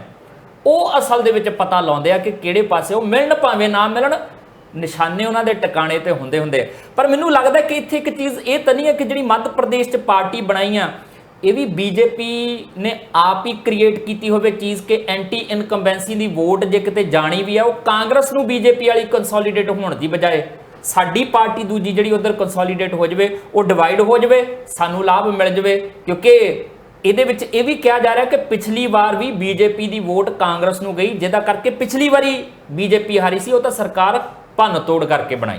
ਦੇਖੋ, ਹਰ ਤਰੀਕੇ ਦੀ ਰਣਨੀਤੀ ਹਰ ਪੋਲੀਟੀਕਲ ਪਾਰਟੀ ਬਣਾਉਂਦੀ ਹੈ, ਜਿਹਦੇ ਕਰਕੇ ਆਪਣੇ ਵਿਰੁੱਧ, ਖਾਸ ਕਰਕੇ ਜਦ ਪਾਰਟੀ ਕੋਈ ਸਰਕਾਰ ਦੇ ਵਿੱਚ ਹੁੰਦੀ ਹੈ ਤੇ ਉਹਨੂੰ ਚੰਗੀ ਤਰ੍ਹਾਂ ਪਤਾ ਹੁੰਦਾ ਹੈ ਕਿ ਸਰਕਾਰ ਦੇ ਵਿਰੁੱਧ ਪੈਣ ਵਾਲੀ ਵੋਟਾਂ ਵੀ ਕਾਫੀ ਵੱਡੀ ਤਾਦਾਦ ਦੇ ਵਿੱਚ ਹੁੰਦੀ ਹੈ। ਹੁਣ ਉਹ ਦੂਜੇ ਨੰਬਰ ਦੀ ਪਾਰਟੀ ਦੇ ਕੋਲ ਸਿੱਧੇ ਤਰੀਕੇ ਨਾਲ ਨਾ ਜਾਣ ਤੇ ਇੱਕ ਹਰਡਲ ਕਹਿ ਲਓ, ਸਪੀਡ ਬ੍ਰੇਕਰ ਕਹਿ ਲਓ, ਉਹ ਕ੍ਰੀਏਟ ਕਰਨ ਦੀ ਕੋਸ਼ਿਸ਼ ਕੀਤੀ ਜਾਂਦੀ ਹੈ। ਔਰ ਤੁਹਾਡੀ ਗੱਲ ਦੇ ਵਿੱਚ ਕੋਈ ਇਹਦੇ ਵਿੱਚ ਬੁਰਾਈ ਵੀ ਨਹੀਂ। ਨਾਰਮਲੀ ਸਾਰੀ ਪੋਲੀਟੀਕਲ ਪਾਰਟੀਆਂ ਤੁਸੀਂ ਦੇਖਿਆ ਹੋਵੇਗਾ ਕਈ ਵਾਰ ਕਵਰਿੰਗ ਕੈਂਡੀਡੇਟ ਦਿੰਦੀ ਹੈ ਜਾਂ ਕਈ ਵਾਰ ਇੱਕ ਨਾਂ ਦੇ 2 ਕੈਂਡੀਡੇਟ ਦਿੰਦੇ ਨੇ। ਔਰ ਬਹੁਤ ਸਾਰੀ ਇਸ ਤਰ੍ਹਾਂ ਦੀ ਕੂਟਨੀਤੀ ਕਹਿ ਲਓ, ਰਣਨੀਤੀ ਕਹਿ ਲਓ, ਸਟ੍ਰੈਟਜੀ ਕਹਿ ਲਓ, ਇੱਦਾਂ ਦੀ ਅਪਣਾਈ ਜਾਂਦੀ ਹੈ ਪੋਲੀਟੀਕਲ ਪਾਰਟੀਆਂ ਵੱਲੋਂ, ਤਾਂ ਕਿ ਆਪਣੇ ਵਿਰੋਧ ਦੇ ਵਿੱਚ ਸਿੱਧੇ ਵੋਟ ਉੱਥੇ ਜਾ ਕੇ ਨਾ ਵੱਜਣ ਜਿੱਥੇ ਵੱਜਣ ਨਾਲ ਆਪਣੀ ਹਾਰ ਹੁੰਦੀ ਹੈ। ਜੇ ਵਿੱਚ ਡਿਵਾਈਡ ਹੋ ਜਾਏ। ਹੁਣ ਇੰਡੀਆ ਅਲਾਈਅੰਸ ਦਾ ਕੀ ਹੈ, ਜੇ ਇਹ ਅਲਾਈਅੰਸ ਵੱਖ-ਵੱਖ ਤਰੀਕੇ ਨਾਲ ਇਲੈਕਸ਼ਨ ਲੜਦਾ ਹੈ, ਹਰ ਸੂਬਿਆਂ ਦੇ ਵਿੱਚ 3 ਕਾਰਨਰ, ਹਰ ਸੀਟ ਦੇ ਵਿੱਚ 3 ਕਾਰਨਰ 4 ਕਾਰਨਰ ਕੰਟੈਸਟ ਹੁੰਦਾ ਹੈ, ਤੇ ਉਹਦੇ ਵਿੱਚ ਰੂਲਿੰਗ ਪਾਰਟੀ ਨੂੰ ਫਾਇਦਾ ਹੁੰਦਾ ਹੈ, ਜਿੱਦਾਂ ਕਿ ਪੰਜਾਬ ਦੇ ਵਿੱਚ ਆਮ ਆਦਮੀ ਪਾਰਟੀ ਨੂੰ ਹੋ ਰਿਹਾ। ਹੁਣ ਇੱਦਾਂ ਦੇ ਹਾਲਾਤ ਦੇ ਵਿੱਚ ਬੀਜੇਪੀ ਜਾਂ RSS ਦੀ ਕੋਈ ਨਵੀਂ ਪਾਰਟੀ ਮੱਧ ਪ੍ਰਦੇਸ਼ ਦੇ ਵਿੱਚ ਖੜ ਕੇ ਚੁਣਾਵ ਲੜੇ ਤੇ ਟੀਚਾ ਤੇ ਇਹ ਹੋ ਸਕਦਾ ਵੀ ਉੱਥੋਂ ਫਿਸਲ ਕੇ ਵੋਟ ਇੱਥੇ ਅਟਕ ਜਾਣ, ਤਾਂ ਕਿ ਜਿਸ ਪਾਸੇ ਜਾਣ ਦੀ ਸੰਭਾਵਨਾ ਹੋਈ ਉਹ ਇੱਕ ਸ਼ੌਕ ਅਬਜ਼ਰਵਰ ਲੱਗ ਜਾਏ। ਇਹ ਰਣਨੀਤੀ ਨਵੀਂ ਨਹੀਂ, ਕਾਫੀ ਪੁਰਾਣੀ। ਗੰਗਾਧਾਰੀ ਸ਼ਕਤੀਮਾਨ ਹੈ। ਇੱਥੇ ਪੰਜਾਬ 'ਚ ਵੀ ਕੁਝ ਚੀਜ਼ਾਂ ਇਦਾਂ ਦੀਆਂ ਹੋਈਆਂ, ਜਿਹੜੀ ਭਾਸਕਰ ਸਾਹਿਬ ਨੇ ਗੱਲ ਕਹੀ ਹੈ ਨਾ ਕਿ ਲਗਾਤਾਰ 10 ਸਾਲ ਜੇ ਕੋਈ ਬੰਦਾ ਸੱਤਾ ਹੰਢਾ ਕੇ ਗਿਆ ਤੇ ਉਹ ਸੁਖਬੀਰ ਬਾਦਲ ਹੋਰਾਂ ਦੀ ਅਗਵਾਈ ਦੇ ਵਿੱਚ ਅਕਾਲੀ ਦਲ ਨੇ ਹੀ ਹੰਢਾਈ ਹੈ। ਉਦੋਂ ਵੀ ਇਹ ਚਰਚਾ ਚੱਲੀ ਸੀ ਕਿ ਉਂਝ ਨਹੀਂ ਹੰਢਾਈ, ਮਨਪ੍ਰੀਤ ਬਾਦਲ ਦੀ ਪੀ ਆਉਣ ਦਾ ਕਰਕੇ ਇਹ ਸੱਤਾ ਦੂਜੀ ਵਾਰੀ ਆਈ ਆ, ਵਰਨਾ ਤਾਂ ਸਾਰਾ ਕੁਝ ਸਮੇਟ ਕੇ ਤੁਰ ਪਏ ਸੀ ਬਾਦਲ ਸਾਹਿਬ ਵੀ ਕਿ ਬਸ ਹੁਣ ਟਿਕਾਣੇ ਤੇ ਗੱਲਾਂ ਆ ਗਈਆਂ। ਤੇ ਕੈਪਟਨ ਅਮਰਿੰਦਰ ਸਿੰਘ ਨੇ ਤਾਂ ਲਿਸਟਾਂ ਬਣਾਉਣੀਆਂ ਕਹਿੰਦੇ ਸ਼ੁਰੂ ਕਰਤੀਆਂ ਸੀਗੀਆਂ, ਕਿਹਨੂੰ ਕਿੱਥੇ ਲਾਉਣਾ ਆ, ਕਿਹੜਾ ਮੰਤਰੀ ਮੰਡਲ ਹੋਊਗਾ, ਕੌਣ ਬਾਹਰ ਤੇ ਕੌਣ ਅੰਦਰ। ਅਫਸਰ ਵੀ ਉਧਰਲੇ ਪਾਸੇ ਨੂੰ ਜਾ ਰਹੇ ਸੀਗੇ, ਪਰ ਐਂਟੀ ਇਨਕੰਬੈਂਸੀ ਦੀ ਵੋਟ ਡਿਵਾਈਡ ਹੋਈ, ਮਨਪ੍ਰੀਤ ਬਾਦਲ ਦੀ ਪਾਰਟੀ ਵਾਹਵਾ ਸਾਰੀਆਂ ਵੋਟਾਂ ਲੈ ਗਈ ਸੀਗੀ, ਔਰ ਉਹਦਾ ਫਾਇਦਾ ਸਿੱਧੇ ਤੌਰ ਤੇ ਅਕਾਲੀ ਦਲ ਨੂੰ ਹੋ ਗਿਆ। ਤੇ ਕਦੀ ਉਹਨਾਂ ਨੇ ਇਹ ਵੀ ਕਿਹਾ ਸੀਗਾ ਮੈਂ ਆਪਣੇ ਬੰਦੇ ਭੇਜੇ ਆ ਜਾਣਬੁੱਝ ਕੇ ਮਨਪ੍ਰੀਤ ਬਾਦਲ ਵੱਲ, ਫਿਰ ਕੁਝ ਵਾਪਸ ਵੀ ਸੱਦ ਲਏ ਸੀ, ਕਹਿੰਦੇ ਤੁਣਕਾ ਮਾਰਿਆ ਵਾਪਸ ਆ ਗਿਆ ਕਿ ਨਹੀਂ। ਮਤਲਬ ਇਹ ਵੀ ਕਿਤੇ ਮੱਧ ਪ੍ਰਦੇਸ਼ ਦੇ ਵਿੱਚ ਐਸੀ ਰਣਨੀਤੀ ਦਾ ਹਿੱਸਾ ਤਾਂ ਨਹੀਂ ਹੈ ਕਿ ਜਿੱਤਣਾ ਤਾਂ ਹੈਗਾ ਆ, ਭਾਵੇਂ ਉਹਦੇ ਲਈ ਕੁਝ ਵੀ ਕਿਉਂ ਨਾ ਕਰਨਾ ਪਵੇ। ਭਾਈ ਸਿਆਸਤ ਹੈ, ਸਾਮ ਦਾਮ ਦੰਡ ਭੇਦ ਕੁਝ ਵੀ ਵਰਤਿਆ ਜਾ ਸਕਦਾ। ਪਰ ਇੱਧਰ ਮਾਨ ਸਾਹਿਬ ਦੇ ਮੰਤਰੀ ਦੀਆਂ ਚਿੰਤਾਵਾਂ ਕਿਉਂ ਵਧੀਆਂ ਹੋਈਆਂ, ਜ਼ਿਕਰ ਛੇੜਦੇ ਹਾਂ ਵਿਰਾਮ ਤੋਂ ਬਾਅਦ।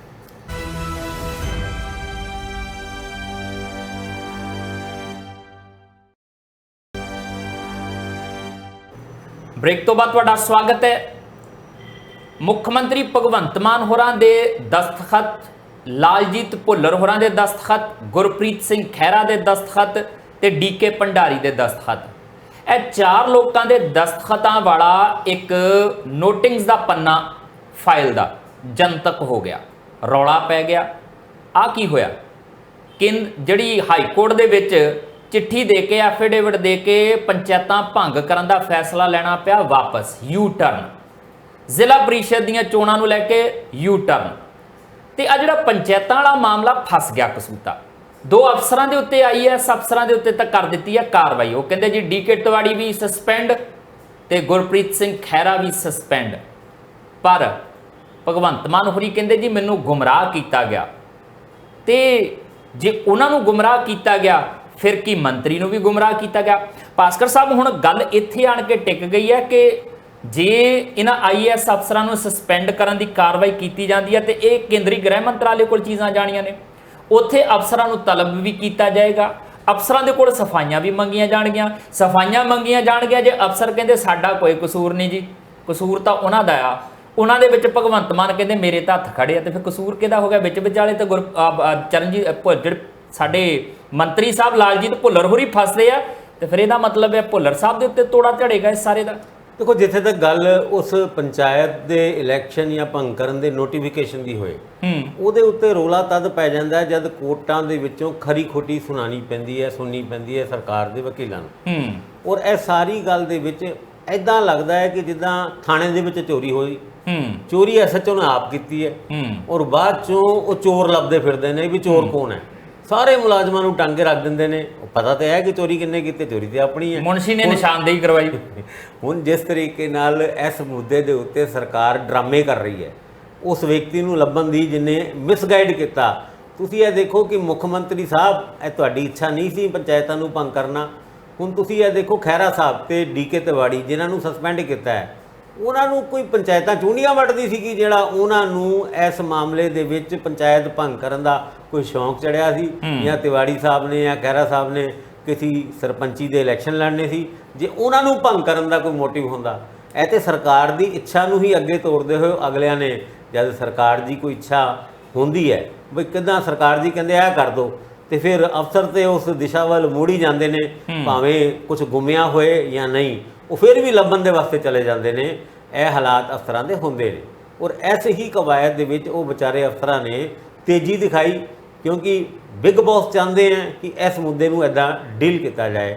ਤੇ ਫਿਰ ਅਫਸਰਾਂ ਦੀ ਕੀ ਮਜਾਲ ਕੀ ਬਿਗ ਬੌਸ ਨੂੰ ਨਾਰਾਜ਼ ਕਰਨ ਤੇ ਇਹ ਸਾਰੀ ਗੱਲਾਂ ਉੱਥੋਂ ਹੀ ਸ਼ੁਰੂ ਹੋਈ ਸੀ, ਉੱਥੇ ਹੀ ਖਤਮ ਹੋ ਗਈ। ਹੁਣ 2 ਅਫਸਰਾਂ ਨੂੰ ਟੰਗੇ ਜਾਣ ਤੋਂ ਬਾਅਦ ਕਹਿੰਦੇ ਇਨਵੈਸਟੀਗੇਸ਼ਨ ਕਰਨੀ ਹੈ ਵੀ ਇਹਦੇ ਵਿੱਚ ਗਲਤੀ ਕਿੱਥੇ ਹੋਈ, ਕਿਉਂ ਨਹੀਂ ਦੱਸਿਆ ਗਿਆ ਮੁੱਖ ਮੰਤਰੀ ਨੂੰ ਲਕੂਨੇ। ਤੁਸੀਂ ਇਹ ਦੇਖੋ ਕਿ ਜਿਸ ਫਾਈਲ ਦੇ ਉੱਤੇ ਭਗਵੰਤ ਮਾਨ ਉਹਨਾਂ ਨੇ ਸਾਈਨ ਕੀਤੇ ਨੇ ਕਿ ਉਹਨਾਂ ਨੇ ਉਹ ਜਿਹੜਾ ਏਜੀ ਆਫਿਸ ਦੀ ਕੋਈ ਟਿੱਪਣੀ ਦੇਖੀ, ਕੋਈ ਕਾਨੂੰਨੀ ਸਲਾਹ ਲਿੱਤੀ ਗਈ ਸੀ, ਕਹਿੰਦੇ ਆ ਲਿੱਤੀ ਗਈ ਸੀ। 24 ਜੁਲਾਈ ਨੂੰ ਜਿਹੜੀ ਮੰਤਰੀ ਸਾਹਿਬ ਨੇ ਮੀਟਿੰਗ ਬੁਲਾਈ ਸੀ ਉੱਥੇ LRV ਸੀਗਾ, ਪਰ ਉਹਦੀ ਕੋਈ ਵੀ ਨੋਟਿੰਗ, ਕੋਈ ਵੀ ਸਲਾਹ ਫਾਈਲ ਦੀ ਨੋਟਿੰਗ ਦੇ ਰੂਪ ਵਿੱਚ ਕਿਉਂ ਨਹੀਂ ਹੈ। ਜਦ ਇਹ ਗੱਲ ਕੋਰਟ 'ਚ ਜਾਂਦੀ ਹੈ ਤੇ ਕਿਹਾ ਜਾਂਦਾ ਹੈ ਜੀ ਜਨਹਿਤ ਦੇ ਵਿੱਚ ਅਸੀਂ ਪੰਚਾਇਤਾਂ ਭੰਗ ਕੀਤੀ ਹੈ। ਜਦ ਕੋਰਟ ਨੇ ਪੁੱਛਿਆ ਕਿ ਇਹਦੇ ਵਿੱਚ ਜਨਹਿਤ ਕੀ ਹੈ, ਵਕੀਲਾਂ ਦੇ ਹੱਥ ਪਾਂਵ ਫੁੱਲ ਗਏ ਕਿ ਕੀ ਦਸੀਏ ਕਿ ਜਨਹਿਤ ਕੀ ਹੈ। ਫਿਰ ਕਹਿੰਦੇ ਜੀ ਸਾਨੂੰ ਸ਼ੱਕ ਹੈਗਾ ਕਿ 1000 ਕਰੋੜ ਰੁਪਏ ਜਿਹੜੇ ਪੰਚਾਇਤਾਂ ਦੇ ਖਾਤਿਆਂ ਦੇ ਵਿੱਚ ਹੈਗੇ ਆ ਉਹਦਾ ਗਬਨ ਹੋ ਸਕਦਾ ਹੈ। ਕਹਿੰਦੇ ਜੀ ਤੁਸੀਂ ਕ੍ਰਾਈਮ ਹੋਣ ਤੋਂ ਪਹਿਲੇ ਸ਼ੰਕਾ ਦੇ ਆਧਾਰ ਦੇ ਉੱਤੇ ਇੱਕ ਇਲੈਕਟਿਡ ਗਵਰਨਮੈਂਟ, ਕਿਉਂਕਿ ਪੰਚਾਇਤ ਇਲੈਕਟਿਡ ਬਕਾਇਦਾ ਐਕਟ ਹੈਗਾ, ਤੁਸੀਂ 1 ਸਾਲ ਪਹਿਲੇ ਕਿੱਦਾਂ ਭੰਗ ਕਰ ਸਕਦੇ ਹੋ? ਠੀਕ ਹੈ, ਕਰਨਾ ਚਾਹੁੰਦੇ ਹੋ ਤੇ ਇਸ ਆਧਾਰ ਦੇ ਉੱਤੇ ਵੀ ਕਿਉਂ ਨਹੀਂ ਤੁਹਾਡੀ ਸਰਕਾਰ ਨੂੰ ਵੀ 1 ਸਾਲ ਪਹਿਲੇ ਜਾਂ 6 ਮਹੀਨੇ ਪਹਿਲੇ ਭੰਗ ਕਰ ਦਿੱਤਾ ਜਾਏ। ਇਹਦੇ ਉੱਤੇ ਵੀ ਭਾਜਣਾ ਪੈ ਗਈਆਂ। ਏਜੀ ਸਾਹਿਬ ਦੂਜੇ ਦਫ਼ਤਰ ਦੇ ਸੀ ਜਦ ਇਹ ਅਦਾਲਤ ਦੇ ਵਿੱਚ ਮੁੱਦਾ ਉੱਠਿਆ ਤੇ ਆਂਦੇ ਹੀ ਏਜੀ ਸਾਹਿਬ ਨੇ ਜੋੜੇ ਹੱਥ ਕਿ ਆਲਮ ਪਨਾਹ ਮਾਫ ਕਰ ਦਿਓ, ਸਾਨੂੰ 2 ਦਿਨ ਦਾ ਟਾਈਮ ਦਿਓ। ਅਸੀਂ ਕਹਿੰਦੇ ਹਾਂ ਔਰ 2 ਦਿਨ ਕੀ, ਅਗਲੇ ਦਿਨ ਸਵੇਰੇ ਹੀ ਏਜੀ ਆਫਿਸ ਦੇ ਜਿਹੜੇ ਮੁਲਾਜ਼ਮ ਸੀਗੇ ਜਾਂ ਉਹਨਾਂ ਦੇ ਐਡੀਸ਼ਨਲ ਐਡਵੋਕੇਟ ਜਨਰਲ ਸੀਗੇ ਉਹ ਕੋਰਟ ਦੇ ਬਾਹਰ ਜੱਜ ਸਾਹਿਬ ਦੇ ਆਉਣ ਤੋਂ ਪਹਿਲੇ ਖੜੇ ਸੀਗੇ ਔਰ ਜਿੱਦਾਂ ਹੀ ਕੋਰਟ ਖੁੱਲਿਆ ਕਹਿੰਦੇ ਜੀ ਅਸੀਂ ਵਾਪਸ ਲੈ ਰਹੇ ਹਾਂ। ਫਸੀ 'ਚ ਵਾਪਸ ਲਿਆ ਔਰ ਵਰਨਾ ਤੇ ਇੱਕ ਕਦਮ ਅੱਗੇ ਭਗਵੰਤ ਮਾਨ ਉਹਨਾਂ ਖੁਦ ਹੀ ਬੜਕਾਂ ਮਾਰਦੇ ਸੀਗੇ ਪਬਲਿਕ ਸਟੇਜਾਂ ਤੋਂ ਕਿ ਕਰਤੀਆਂ ਸਰਪੰਚਾਂ ਔਰ ਪੰਚਾਇਤਾਂ ਨੂੰ ਸਰਪੰਚ ਔਰ ਜਿਹੜੇ ਸਰਬਸੰਮਤੀ ਨਾਲ ਪੰਚਾਇਤਾਂ ਬਣਨਗੇ 5 ਲੱਖ ਰੁਪਏ ਦੇਵਾਂਗੇ। ਉਹ ਪ੍ਰਸ਼ਾਸਕ ਵੀ ਲਾਤੇ ਸੀਗੇ ਕਿ ਚੱਕੋ ਪ੍ਰਸ਼ਾਸਕ ਲਾਤੇ, ਇਹ ਖਰਚਣਗੇ ਹੁਣ ਫੰਡ, ਇਹ ਚਲਾਉਣਗੇ ਗੱਲਾਂ ਅੱਗੇ। ਤੁਸੀਂ ਇਹ ਦੇਖੋ ਕਿ ਇਹਨਾਂ ਮੁੱਦਿਆਂ ਦੇ ਉੱਤੇ ਬਹੁਤ ਸਾਰੇ ਮੁੱਦੇ ਹੈਗੇ ਨੇ। ਹੁਣ ਆਪਾਂ ਇੱਕ ਨਹੀਂ ਉਹ ਆਪਾਂ ਬਾਅਦ ਚ ਕਰਦੇ ਹਾਂ, ਪਹਿਲੇ ਇਹਦੇ ਨਾਲ ਹੀ ਜੁੜੀ ਲਾਲਜੀਤ ਭੁੱਲਰ ਹੋਰੀ ਇਹ ਕਹਿੰਦੇ ਆ ਕਿ ਗੁੰਮਰਾਹ ਕੀਤਾ ਗਿਆ। ਉਹਨਾਂ ਦਾ ਇੱਕ ਵੀਡੀਓ ਬਿਆਨ ਵੀ ਹੈਗਾ ਜਿਹਨੂੰ ਵਿਕਰਮ ਮਜੀਠੀਆ ਅਕਸਰ ਚਲਾਉਂਦੇ ਵੀ ਆ ਕਿ ਗੁੰਮਰਾਹ ਕੀਤਾ ਗਿਆ। ਹੁਣ ਲਾਲਜੀਤ ਭੁੱਲਰ ਹੋਰੀ ਕਿੱਥੇ ਕਿੱਥੇ ਗੁੰਮਰਾਹ ਵਾਲੀਆਂ ਗੱਲਾਂ ਕਰਨਗੇ? ਇਹਦਾ ਮਤਲਬ ਇਸ ਸਰਕਾਰ ਨੂੰ, ਕੁਲਦੀਪ ਸਿੰਘ ਧਾਲੀਵਾਲ ਨੂੰ ਤੇ ਲਾਲਚੰਦ ਕਟਾਰੂ ਚੱਕ ਨੂੰ ਵੀ ਕੋਈ ਗੁੰਮਰਾਹ ਕਰ ਗਿਆ ADC ਵਾਲੇ ਮਾਮਲੇ ਦੇ ਵਿੱਚ, ਨਰੋਟ ਜੈਮਲ ਵਾਲੇ ਮਾਮਲੇ ਕਿ ਨਰੋਟ ਜੈਮਲ ਸਿੰਘ ਵਾਲੇ ਮਾਮਲੇ ਦੇ ਵਿੱਚ ADC ਨੇ ਰਿਟਾਇਰਮੈਂਟ ਤੋਂ 1 ਦਿਨ ਪਹਿਲੇ 92 ਏਕੜ ਜ਼ਮੀਨਾਂ ਖੁਰਦ-ਪੁਰਦ ਕੀਤੀਆਂ। ਰਾਦਰ ਆਪਾਂ ਇਹ ਸ਼ਬਦ ਯੂਜ਼ ਕਰੀਏ ਨਾ ਖੁਰਦ-ਪੁਰਦ, ਤੇ ਖੁਰਦ-ਪੁਰਦ ਸ਼ਬਦ ਬਿਲਕੁਲ ਠੀਕ ਹੈ। ਉਹ ਗੱਲ ਨਵਾਂ ਨਹੀਂ ਹੈ। ਕੁਲਦੀਪ ਸਿੰਘ ਧਾਲੀਵਾਲ ਜਿਹੜੇ ਟਰੈਕਟਰ ਤੇ ਚੜ ਕੇ ਜ਼ਮੀਨਾਂ ਦੇ ਕਬਜ਼ੇ ਲੈਣ ਵਾਸਤੇ ਨਿਕਲੇ ਸੀਗੇ, ਉਹਨਾਂ ਦੇ ਟਾਈਮ ਦੇ ਵਿੱਚ 1000 ਏਕੜ ਤੋਂ ਵੱਧ ਉਹ ਜਿਹੜਾ ਡਿਸਟ੍ਰਿਕਟ ਸਰਵੇ ਰਿਪੋਰਟ ਹੈ ਉਹਦੇ ਵਿੱਚ ਨਾਮਾਂ ਦੇ ਹਿਸਾਬ ਨਾਲ ਪੰਚਾਇਤੀ ਜ਼ਮੀਨਾਂ ਚੜੀਆਂ ਹੋਈ ਸੀ। ਆ ਕਾਹਦੀ ਗੱਲਾਂ ਕਰਦੇ ਆ ਕਿ ਸਾਨੂੰ ਤੇ ਪਤਾ ਹੀ ਨਹੀਂ ਲੱਗਿਆ। ਹੁਣ ਤੁਸੀਂ ਦੱਸੋ ਕਟਾਰੀ ਚੱਕ ਉਹਨਾਂ ਦਾ ਡੀਓ ਲੈਟਰ ਔਰ ਕੁਲਦੀਪ ਸਿੰਘ ਧਾਲੀਵਾਲ ਉਹਨਾਂ ਦਾ ਉਸ ਡੀਓ ਲੈਟਰ ਨੂੰ ਕੈਚ ਕਰਕੇ ਅਚਾਨਕ ਐਕਟ ਕਰ ਦੇਣਾ। 1 ਦਿਨ ਪਹਿਲੇ ADC ਸਾਹਿਬ ਉਹ ਕੰਮ ਕਰ ਜਾਂਦੇ ਨੇ ਜਿਹੜੇ ਕਈ ਸਾਲਾਂ ਤੋਂ ਨਹੀਂ ਹੋਏ ਤੇ ਉਸ ਤੋਂ ਬਾਅਦ ਕਸੂਰ ਕਿਹਦਾ? ਕਿਸੇ ਦਾ ਵੀ। ADC ਦੇ ਖਿਲਾਫ FIR ਦਰਜ ਹੋਈ, ਮੰਤਰੀ ਦੇ ਖਿਲਾਫ ਕੋਈ ਐਕਸ਼ਨ, ਕਟਾਰੂ ਚੱਕ ਉਹਨਾਂ ਦੇ ਖਿਲਾਫ ਕੋਈ ਐਕਸ਼ਨ ਨਹੀਂ। ਔਰ ਕੁਲਦੀਪ ਸਿੰਘ ਧਾਲੀਵਾਲ ਉਹਨਾਂ ਪਿਛਲੇ ਦਿਨਾਂ ਦੇ ਵਿੱਚ ਕਹਿੰਦੇ ਇੱਕ ਸਮਾਗਮ ਦੇ ਵਿੱਚ ਮੁੱਖ ਮੰਤਰੀ ਦੇ ਲਾਗੇ ਆਉਣ ਦੀ ਕੋਸ਼ਿਸ਼ ਕਰਦੇ ਸੀ ਪਰ ਮੁੱਖ ਮੰਤਰੀ ਨੇ ਲਾਗੇ ਨਹੀਂ ਆਉਣ ਦਿੱਤਾ। ਹੁਣ ਇਹ ਸਾਰੀ ਗੱਲਾਂ ਦੇ ਵਿੱਚ ਜੇ ਸਰਕਾਰ ਕਹਿੰਦੇ ਗੁੱਡ ਗਵਰਨੈਂਸ ਹੈਗੀ ਹੈ, ਕਾਹਦੀ ਗੁੱਡ ਗਵਰਨੈਂਸ? ਉਹ ਲੁਧਿਆਣੇ ਵਾਲਾ 100 ਕਰੋੜ ਦਾ ਸਕੈਮ ਜਿਹਦੇ ਵਿੱਚ 242 ਕਰੋੜ ਰੁਪਏ 986 ਏਕੜ ਜ਼ਮੀਨ ਦੇ ਐਕੁਇਜ਼ੀਸ਼ਨ ਦੇ ਪੰਚਾਇਤਾਂ ਨੂੰ ਮਿਲੇ 6 ਪਿੰਡਾਂ ਦੇ, ਉਹਦੀ ਰਿਕਾਰਡ DDPO ਹੀ ਨਹੀਂ ਦੇ ਰਿਹਾ। ਉਹ DDPO ਤੋਂ ਰਿਕਾਰਡ ਲੈਣ ਵਾਸਤੇ ਜੇ ਪੁਲਿਸ ਨੂੰ ਕੰਪਲੇਂਟ ਕਰਨੀ ਪੈ ਜਾਂਦੀ ਹੈ ਪੰਚਾਇਤ ਵਿਭਾਗ ਨੂੰ, ਤੇ ਇਹ ਗੁੱਡ ਗਵਰਨੈਂਸ ਹੁੰਦੀ ਹੈ? ਕਿੱਥੇ ਹੈਗੀ ਹੈ ਗੁੱਡ ਗਵਰਨੈਂਸ? ਭਗਵੰਤ ਮਾਨ ਜੀ ਤੁਸੀਂ ਆਰਡਰ ਦਿੰਦੇ ਹੋ ਕਿ ਵੀ ਉਹ ਸਾਰੇ ਬੋਰਡ ਫਲਾਨੀ ਡੇਟ ਤੇ 21 ਫਰਵਰੀ ਸ਼ਾਇਦ ਸੀਗੀ, 21 ਫਰਵਰੀ ਦੇ ਵਿੱਚ ਦੁਕਾਨਾਂ ਦੇ ਸਾਰੇ ਬਿਲਡਿੰਗਾਂ ਦੇ ਬੋਰਡ ਪੰਜਾਬੀ 'ਚ ਕਰ ਦਿਓ, ਨਹੀਂ ਹੋਏ, ਕੁਝ ਨਹੀਂ ਕੀਤਾ। ਅੱਗੇ ਚੱਲ ਕੇ ਆਪਾਂ ਹੋਰ ਵੀ ਬਹੁਤ ਸਾਰੀ ਇੱਦਾਂ ਦੀ ਗੱਲਾਂ ਦੱਸਾਂਗੇ ਜਿਹਦੇ ਵਿੱਚ ਸਰਕਾਰਾਂ ਮੂੰਹ ਦੀ ਖਾਂਦੀ ਹੋਈ ਨਜ਼ਰ ਆਈ ਔਰ ਸਰਕਾਰ ਨੇ ਸਿਰਫ ਔਰ ਸਿਰਫ ਬਿਆਨ। ਸਭ ਤੋਂ ਵੱਡੀ ਗੱਲ ਤਾਂ ਇਹ ਹੈ ਨਾ ਕਿ ਜੇ ਅਫਸਰ ਤੁਹਾਨੂੰ ਗੁੰਮਰਾਹ ਕਰ ਰਹੇ ਆ ਕਿ 1.5 ਸਾਲ ਦੇ ਵਿੱਚ ਤੁਹਾਨੂੰ ਇਸ ਗੱਲ ਦਾ ਇਲਮ ਨਹੀਂ ਹੋਇਆ ਕਿਹੜਾ ਅਫਸਰ ਗੁੰਮਰਾਹ ਕਰ ਰਿਹਾ ਤੇ ਕਿਹੜਾ ਅਫਸਰ ਤੁਹਾਨੂੰ ਸਹੀ ਸਲਾਹ ਦੇ ਸਕਦਾ। ਨਾਲੇ ਗੁੰਮਰਾਹ ਕਰਕੇ ਅਫਸਰ ਨੂੰ ਕੀ ਮਿਲੇਗਾ? ਉਹਨੂੰ ਪਤਾ ਤੋੜਾ ਮੇਰੇ ਤੇ ਝੜ ਜਾਣਾ। ਪੋਲੀਟੀਕਲ ਬੰਦੇ ਇਹਨਾਂ ਦਾ ਕੀ ਹੈ, ਮੇਰੀ ਅਗਲੀ ਸਰਵਿਸ ਹੈ। ਪੋਲੀਟੀਕਲ ਬੰਦਿਆਂ ਨੂੰ ਤਾਂ 5 ਸਾਲ ਤੱਕ ਹੁੰਦਾ ਨਾ, 5 ਸਾਲ ਬਾਅਦ ਦੇਖ ਲਾਂਗੇ, ਕੋਈ ਨਾ ਕੋਈ ਸਟੰਟ ਖੇਡ ਲਾਂਗੇ, ਜਿੱਤ ਲਾਂਗੇ। ਅਫਸਰ ਦੀ ਸਰਵਿਸ ਦੇ ਵਿੱਚ ਇਹ ਵੱਡੀ ਚੀਜ਼ ਹੁੰਦੀ, ਤੁਹਾਡੇ ਤੋਂ ਕੋਈ ਦਾਗ ਲੱਗ ਗਿਆ, ਤੁਹਾਡੀ ਪ੍ਰਮੋਸ਼ਨ, ਤੁਹਾਡੇ ਭੱਤੇ ਉਹਦੇ ਤੋਂ ਬਾਅਦ ਜਿਹੜੇ ਮਿਲਣੇ ਉਹਨਾਂ ਲਈ ਦਿੱਕਤ ਪੈਦਾ ਹੋ ਜਾਣੀਆਂ। ਤੁਸੀਂ ਇਹ ਦੇਖੋ ਕਿ ਅਫਸਰਾਂ ਦੇ ਇਨਐਕਸਪੀਰੀਅੰਸ ਸਰਕਾਰ ਕਿਹਨੂੰ ਕਹਿੰਦੇ ਨੇ। ਜਦ ਭਗਵੰਤ ਮਾਨ ਹੋਣਾ ਜਾਂ ਇਹਨਾਂ ਦੀ ਸਰਕਾਰ ਨੂੰ ਜਦ ਲੋਕੀ ਜਾਂ ਵਿਰੋਧੀ ਦਲ ਦੇ ਲੀਡਰ ਕਹਿੰਦੇ ਨੇ ਇਹ ਬੜੀ ਇਨਐਕਸਪੀਰੀਅੰਸ ਸਰਕਾਰ ਹੈ, ਵੀ ਹੈਗੀ ਹੈ ਇਨਐਕਸਪੀਰੀਅੰਸ। ਭਗਵੰਤ ਮਾਨ ਕਿਹੜਾ ਜੰਮੇ ਹੋਏ ਮੁੱਖ ਮੰਤਰੀ ਨੇ, ਜਾਂ ਫਿਰ ਉਹਨਾਂ ਦੇ ਪਿਤਾ ਮਾਸਟਰ ਉਹ ਕੋਈ ਮੁੱਖ ਮੰਤਰੀ ਤਾਂ ਕੋਈ ਵੀ ਨਹੀਂ ਸੀਗਾ ਜੀ। ਪਰ ਤੁਸੀਂ ਇਨਐਕਸਪੀਰੀਅੰਸ ਨਾ ਹੋਣ ਦੇ ਬਾਵਜੂਦ ਵੀ ਐਕਸਪੀਰੀਅੰਸ ਲੈਣ ਦੀ ਕੋਸ਼ਿਸ਼ ਹੀ ਨਾ ਕਰੋ। ਤੁਸੀਂ ਪੁੱਠੇ ਸਿੱਧੀ ਅਨਾਉਂਸਮੈਂਟ ਕਰੋ ਔਰ ਉਸ ਤੋਂ ਬਾਅਦ ਤੁਹਾਡੀ ਅਨਾਉਂਸਮੈਂਟ ਪੂਰੀਆਂ ਨਾ ਹੋਣ ਜੀ। ਇਹ ਤੇ ਵਿਰੋਧੀ ਧਿਰ ਦੇ ਲੀਡਰ ਦੇ ਰੂਪ ਵਿੱਚ ਅਫੋਰਡੇਬਲ ਹੈਗਾ ਹੈ। ਜਦ ਤੁਸੀਂ ਮੁੱਖ ਮੰਤਰੀ ਹੁੰਦੇ ਹੋ ਤੇ ਤੁਹਾਡੇ ਮੂੰਹੋਂ ਨਿਕਲਿਆ ਹੋਇਆ ਇੱਕ ਇੱਕ ਸ਼ਬਦ ਇੱਕ ਤਰੀਕੇ ਨਾਲ ਪੱਥਰ ਦੀ ਲਕੀਰ ਹੋਣਾ ਚਾਹੀਦਾ ਹੈ। ਉਹਦੇ ਤੋਂ ਪਿੱਛੇ ਹਟਣਾ ਕਿਸੇ ਮੁੱਖ ਮੰਤਰੀ ਵਾਸਤੇ ਇੱਕ ਚੰਗੇ ਸਿਗਨਲ ਨਹੀਂ ਹੈਗੇ। ਔਰ ਇੱਥੇ ਤੇ ਇੱਕ ਪਰਮਾਰ ਲੱਗੀ ਹੋਈ ਹੈ ਇੱਦਾਂ ਦੇ ਇਨਸੀਡੈਂਟ ਦੀ। ਮੈਂ ਇੱਥੋਂ ਹੀ ਗੱਲ ਚੱਕਣੀ ਆ। ਤੁਸੀਂ ਕਿਹਾ ਕਿ ਮੁੱਖ ਮੰਤਰੀ ਦੇ ਤੌਰ ਤੇ ਜੋ ਤੁਹਾਡੇ ਮੂੰਹੋਂ ਨਿਕਲੇ ਉਹ ਸੋਲਿਡ ਹੋਣਾ ਚਾਹੀਦਾ।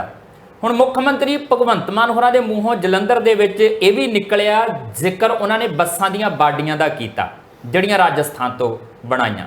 ਜ਼ਿਕਰ ਉਹਨਾਂ ਨੇ 50% 50 ਛੱਡੋ, ਕਹਿੰਦੇ 45% 'ਚ ਪੰਜਾਬੀ ਦਾ ਟੈਸਟ ਪਾਸ ਕਰਕੇ ਦਿਖਾ ਦੇਣ। ਆ ਗੱਲਾਂ ਨਿਕਲਦੀਆਂ। ਮਨਪ੍ਰੀਤ ਬਾਦਲ ਬਾਰੇ ਉਹਨਾਂ ਨੇ ਕਿਹਾ ਸੀ ਹੋ ਗਈ FIR। ਮਤਲਬ ਇਦਾਂ ਦੇ ਕਈ ਮਾਮਲੇ ਆ। ਇਹ ਭਬਕੀ ਤਾਂ ਦਿੰਦੇ ਨੇ ਮਾਨ ਸਾਹਿਬ, ਉਹਨਾਂ ਕੇਸਾਂ ਦਾ ਉਦੋਂ ਬਾਅਦ ਹੁੰਦਾ ਕੀ ਹੈ। ਜ਼ਿਕਰ ਛੇੜਦੇ ਆ ਛੋਟੇ ਜਿੰਨੇ ਵਿਰਾਮ ਤੋਂ ਬਾਅਦ।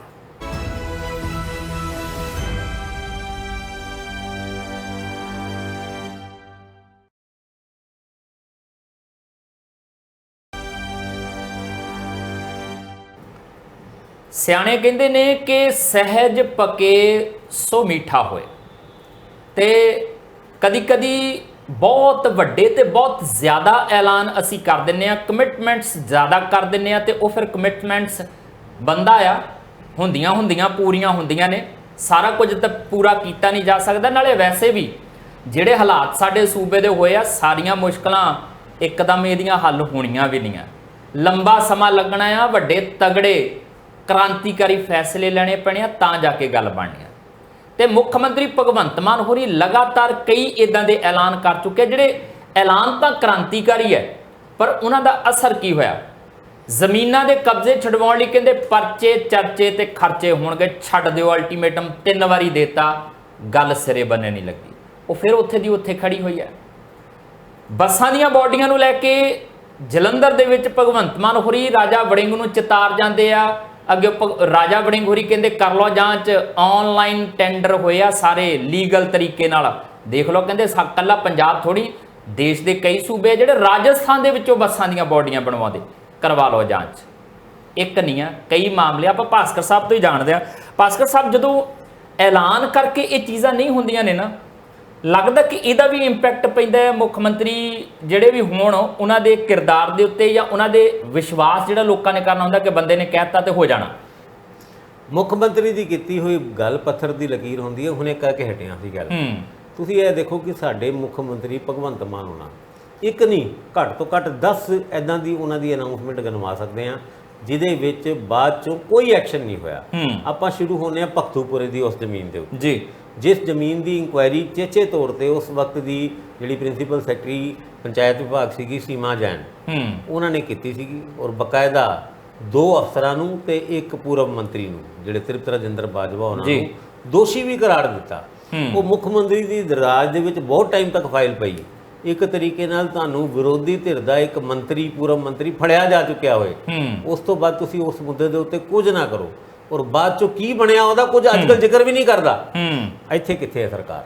ਦੂਜਾ ਆ ਜਿਹੜੇ ਕੁਲਦੀਪ ਸਿੰਘ ਧਾਲੀਵਾਲ ਹੋਣਾ ਜਿਨ੍ਹਾਂ ਨੇ ਟਰੈਕਟਰ ਦੇ ਚੜ੍ਹ ਕੇ ਕਬਜ਼ੇ ਲੈਣੇ ਸ਼ੁਰੂ ਕੀਤੇ ਸੀ, ਉਹਦੇ ਉੱਤੇ 30 ਜੂਨ ਦਾ ਅਲਟੀਮੇਟਮ ਭਗਵੰਤ ਮਾਨ ਉਹਨਾਂ ਨੇ ਆਪ ਦਿੱਤਾ ਸੀ ਵੀ 30 ਜੂਨ ਤੱਕ ਕਬਜ਼ੇ ਵਾਲੀ ਜ਼ਮੀਨਾਂ ਪੰਚਾਇਤਾਂ ਦੀ ਜ਼ਮੀਨਾਂ ਛੱਡ ਦਿਓ, ਨਹੀਂ ਤੇ ਖਰਚੇ ਚਰਚੇ ਪਰਚੇ ਬਹੁਤ ਕੁਝ ਹੋਏਗਾ ਜੀ। ਦੱਸੋ ਕੀ ਕਿਹਾ ਮੁੱਖ ਮੰਤਰੀ ਨੇ। ਉਸ ਤੋਂ ਬਾਅਦ ਉਹਦੀ ਗੱਲ ਵੀ ਕੀਤੀ। ਔਰ ਇਹ ਪਹਿਲੀ ਵਾਰ ਨਹੀਂ ਸੀ ਜਦ ਇਦਾਂ ਦਾ ਅਲਟੀਮੇਟਮ ਮੁੱਖ ਮੰਤਰੀ ਨੇ ਆਪ ਦਿੱਤਾ ਸੀਗਾ। ਇਸ ਤੋਂ ਪਹਿਲੇ ਇੱਕ ਮਈ ਜੂਨ ਦੇ ਵਿੱਚ ਪਿਛਲੇ ਸਾਲ ਵੀ ਸੇਮ ਅਲਟੀਮੇਟਮ ਦਿੱਤਾ ਸੀ, ਕੁਝ ਨਹੀਂ ਹੋਇਆ। ਮੁੱਖ ਮੰਤਰੀ ਨੇ ਸੰਗਰੂਰ ਬਾਈ ਇਲੈਕਸ਼ਨ ਦੇ ਦੌਰਾਨ ਸੁਖਬੀਰ ਸਿੰਘ ਬਾਦਲ ਉਹਨਾਂ ਦੇ ਸੁਖ ਵਿਲਾਸ ਤੇ ਉਂਗਲ ਉਠਾਈ ਸੀ। ਕਹਿੰਦੇ ਸੀ ਆਹ ਵੀ ਜ਼ਮੀਨ ਉਹੀ ਹੈ ਜਿਹੜੀ ਸ਼ਿਵਾਲਿਕ ਦੇ ਪਹਾੜਾਂ ਦੇ ਉੱਤੇ ਹੈ ਜੇ ਆਪਾਂ ਕਬਜ਼ੇ 'ਚ ਲੈਣੀ ਹੈ।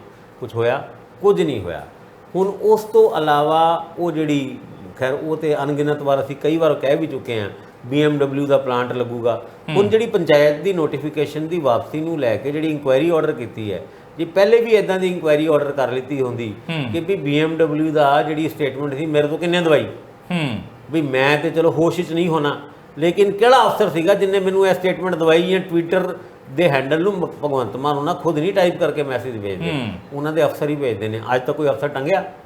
ਉਸ ਤੋਂ ਬਾਅਦ ਮੂੰਗੀ ਦੇ ਉੱਤੇ MSP ਦੇਣ ਦੀ ਗੱਲ ਕਰਕੇ ਦਿੱਤੀ। ਉਸ ਤੋਂ ਇਲਾਵਾ ਮੇਰੇ ਖਿਆਲ ਨਾਲ ਇੱਦਾਂ ਹੁਣ ਕਰਕੇ ਹਟੇ ਆ ਕਿ ਵੀ 21 ਫਰਵਰੀ ਨੂੰ ਪੰਜਾਬੀ ਦੇ ਬੋਰਡ ਲਾ ਦਿਓ ਸਾਰੇ ਜੀ ਲੱਗੇ। ਉਸ ਤੋਂ ਇਲਾਵਾ ਤੁਸੀਂ ਮਤਲਬ ਇੱਦਾਂ ਦੀ ਬਹੁਤ ਸਾਰੀ ਹੁਣ ਪੰਜਾਬੀ ਦੇ ਉੱਤੇ 45% ਦੀ ਚੈਲੰਜ ਕਰਦੇ ਸੀ ਪਰਸੋਂ ਚੌਥ ਜਲੰਧਰ ਦੇ ਵਿੱਚ, ਔਰ ਉਹਨਾਂ ਦੀ ਹੀ ਫੋਟੋ ਲੱਗ ਗਈ ਜਦੋਂ ਪੰਜਾਬੀ ਲਿਖ ਰਹੇ ਨੇ ਇੱਕ ਬੋਰਡ ਦੇ ਵਿੱਚ। ਉਹੀ ਗਲਤ ਹੈਗੀ ਹੈ, ਉਹਨਾਂ ਦੀ ਆਪਣੀ ਗਲਤੀ ਦਿਖਾਤੀ ਉਹਨਾਂ ਨੇ ਵੀ ਆਹ ਗਲਤੀ ਕਰ ਦਿੱਤੀ। ਮੁੱਖ ਮੰਤਰੀ ਸਾਹਿਬ ਉਹ ਗੱਲਾਂ ਕਰੋ ਜਿਹੜੀ ਤੁਸੀਂ ਕਰ ਸਕਦੇ ਹੋ। ਹੁਣ ਤੁਸੀਂ ਕਹਿੰਦੇ ਹੋ ਸਾਡੀ ਗਵਰਨੈਂਸ ਬੜੀ ਮਾੜੀ ਬੜੀ ਚੰਗੀ ਹੈਗੀ ਹੈ, ਆ ਗਵਰਨੈਂਸ ਹੈਗੀ ਹੈ ਕਿ ਤੁਹਾਡੇ ਵਿਭਾਗ ਨੂੰ ਪੁਲਿਸ ਨੂੰ ਕੰਪਲੇਂਟ ਕਰਨੀ ਚਾਹੀਏ ਆਪਣੇ ਵਿਭਾਗ ਤੋਂ ਹੀ ਫਾਈਲਾਂ ਇੱਧਰ ਉੱਧਰ ਲੈਣ ਵਾਸਤੇ। ਆਹ ਗੱਲਾਂ ਠੀਕ ਨਹੀਂ ਹੈ। ਔਰ ਤੁਹਾਡਾ 1.5 ਸਾਲ ਬੀਤ ਤੇ ਗਿਆ, ਪਰ ਇਹ 5 ਸਾਲ ਪੂਰੇ ਹੋਣਗੇ ਇੱਦਾਂ ਹੀ ਚੱਲਦੇ ਰਹੇ ਤੇ ਨਹੀਂ ਹੋਣਗੇ ਪੂਰੇ, ਕਿਉਂਕਿ ਜਿਹੜਾ ਤੁਹਾਡਾ ਸੁਪਰੀਮੋ ਹੈਗੇ ਹੈ ਉਹੀ ਤੁਹਾਨੂੰ ਨਾ ਬਦਲ ਦੇਣ। ਇਸ ਤੋਂ ਪਹਿਲੇ ਆਪਣੇ ਆਪ ਨੂੰ ਬਦਲ ਲਓ ਔਰ ਉਹੀ ਅਨਾਉਂਸਮੈਂਟ ਕਰੋ। ਉਹ ਜਿਹੜੀ ਜੀਰਾ ਫੈਕਟਰੀ ਦੀ क्लोजर की तुसी स्टेटमेंट दी थी वीडियो पा के कि सरकार ने फैसला किया है कि जीरा फैक्ट्री को हम बंद कर देंगे, आज तक बंद नहीं की। कोर्टां दे विच केस चलदा, कह देंदे उस टाइम कि कोर्टां दे विच केस नूं निपटांगे तो बंद करके रवांगे तो गल सही हुंदी, पर मुख मंत्री एक बार कोई गल कर दे बाद चों पिछा हटे, उहदे नाल बेइज्जती मुख मंत्री दी ते हुंदी है, सारे पंजाब दी हुंदी है, पंजाबियां दी हुंदी है भी साडे मुख मंत्री दी कीती होई गल्लां दा कोई बहुता। हुण परल ग्रुप के मामले की लै लो, वो कहते हैं परल ग्रुप की जमीनों को कब्जे च लैके वो पीड़ित हैगे ने, उन्होंने आपां पैसे वापस करांगे। दसो कित्थे? लास्ट तुसीं यही रिपोर्ट पढ़ी होएगी कि DC नूं कहा है कि सारी प्रॉपर्टी नूं आइडेंटिफाई करो, जे उन्हां विचों कुछ विक गई है तो उन्होंने वापस करो। कोई DC का कोई जवाब, कुछ कोई खबर कुछ आई नहीं आई। तो इदां दे हालात दे विच तुसीं लोकां दे मनां दे विच आस जरूर जगा दिंदे हो, पर लोकां दी जद आस टुटदी है ना तो फिर वो तुहाडी आस तोड़न वास्ते भी तैयार खड़े हो जाते हैं। हुण भगवंत मान उन्हों का दावा कि 13 की 13 सीटां जितांगे क्योंकि साढ़े कोल 92 MLA है। हुण तुसीं उन्हां 92 MLA की रिपोर्ट कार्ड ते चैक कर लो, उन्होंने कोई पुछ के भी राजी है उन्होंने विचों कईयां तो। हुण इन्नी जल्दी इदां दा निंगार आ जाना, हालांकि फायदा आम आदमी पार्टी नूं हजे भी है क्योंकि दूजी किसी भी पार्टी का विस्तार नहीं होया, किसी दूजी पार्टी का कोई हुंगारा नहीं मिलिया हजे तक, लेकिन तुहाडिਆਂ ਨੂੰ भी लोगों ने बहुता एक्सैप्ट नहीं किया। ਐ मन के चलो तुसीं मल्लो मल्ली सिचुएशन के हिसाब नाल तुसीं जित गए 92 सीटां। हुण तुहाडे किते होए कंमां के आधार पर तुहानूं वोट पैने हैं, और जिहड़े किते होए कंमां दा जिक्र असीं करके हटे हां ਉਹਦੇ ਵਿੱਚ तुहाडी परफॉर्मेंस बहुत वधिया नहीं। परफॉर्मेंस सुधारो फिर वोटां की गल करना। बहुत सारिया चीज़ां ने कहते हैं ना कि कोई जमदा किते तुरन नहीं लगता, हौली हौली चीज़ां हुंदियां ने। पहला हौली हौली रुड़ते हो, फिर 4 कदम पुटते हो, डिगते भी हो। जे आप ये कह के खारिज कर दिए कि इनएक्सपीरियंसड सरकार आ, तजर्बा है नहीं इनू, तो खारिज कर दिए, गल नहीं बनती। ये खुद भगवंत मान होरी भी कहते कि तजर्बे वाले लोगों तो कुछ तुसीं की पा लिया आ, पर पंजाब नूं की देता तजर्बे वाले मुख मंत्रियों ने या मंत्रियों ने, यह असीं भी जानते हैं। नवें आ तो कुछ नवें करन दी कवायद विढ़णगे, पर मान साहब नूं इस गल की एहतियात जरूर रखनी पैगी कि जदों सिखांदरू हुंदे हो तो तुसी बच बच के चलदे हो, तुसी ये एहसास लैके चलदे हो कि मैं नवां आ, मेरे तो कोई गलती नहीं होनी चाहिए, पक्के पैरी चीज़ां करोगे तो मैनूं लगदा कि वो जिहड़े तजर्बे वाले लोकां नालों किते बेहतर परफॉर्मेंस जिहड़े मुख मंत्री भगवंत मान होरी दे सकदे आ। पर जे वो बिल्कुल ही टैंपरामेंट छड़ दिता कि मैं आ गया, मैं तो हुण सारा कुछ ही वखरा ही करके दिखाऊंगा, मैं नहीं मनदा, हुण नहीं किसी की परवाह हैगी। कदी कदी यह वाला रुख तुहाडा ना तुहाडे लई खतरनाक साबित हो जाता। वो कहते ना कि कुहाड़ी पैर ते मारनी, कदी कदी तुसीं पैर कढ के कुहाड़ी ते मारदे हो तो नुकसान फिर बहुता हुंदा। ਇਹ ਹੁਣ ਮਾਨ ਸਾਹਿਬ ਨੇ देखना है कि किस तरीके नाल अपनियां कईयां होईयां गल्लां पुगाउणीਆਂ ने, ਉਹ परफॉर्मेंस देनी आ, कहनी ते करनी दे विच फर्क कोई ना रवे। ਇਹ किस तरीके नाल चीज़ां दिखाउणीਆਂ, ਇਹ मुख मंत्री भगवंत मान होरां ने दिखाउणा, ਇਹ ਉਹਨਾਂ ਦੇ उत्ते निर्भर आ। 1.5 साल निकल गया, 3 साल होर हैगे ने ਉਹਨਾਂ ਦੇ ਕੋਲ। 3 कादे 2 साल 3.5 साल ਦੇ ਵਿੱਚੋਂ 3 साल कह सकते आप, क्योंकि 6 महीने तो चोणां दे विच निकल जाते होंगे, पता ही नहीं लगता। तो फिर इन्हां समियां दे विच जिहड़ा उन्हां ने दिखाउणा आ कि मैं जो कुछ कहना आ ਉਹ ਕਰਕੇ ਵੀ ਦਿਖਾਉਣਾ। ਉਮੀਦ ਰੱਖਦੇ ਹਾਂ ਚੀਜ਼ਾਂ ਬਿਹਤਰ ਹੋਣਗੀਆਂ। ਇਸੇ ਦੇ ਨਾਲ ਇਜਾਜ਼ਤ ਦਿਓ।